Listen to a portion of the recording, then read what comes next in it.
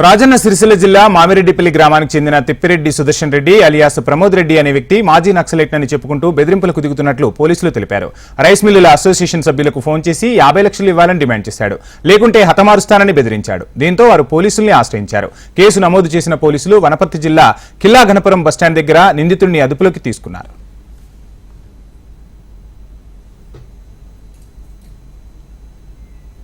₹8,000 తన అకౌంట్లోకి ట్రాన్స్ఫర్ చేయించుకుని ఇక్కడికి 50 లక్షల రూపాయలు ఇవ్వాల్సింది, నేను వనపర్తికి వస్తున్నా అని చెప్పి వనపర్తికి ఈరోజు రావడంతో పోలీసులు సమాచారం మేరకు పోలీసులు అతన్ని అదుపులోకి తీసుకొని విచారించగా ఇతని పేరు తిప్పిరెడ్డి సుదర్శన్ రెడ్డి అలియాస్ ప్రమోద్ రెడ్డి అని తెలిసింది.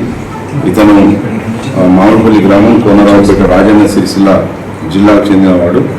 ఇతను గతంలో కూడా ఇటువంటి బెదిరింపులకు ఎక్స్టార్షన్ రాబరీ కేసులకు పాల్పడ్డట్టుగా మనకు విచారణలో తెలిసింది.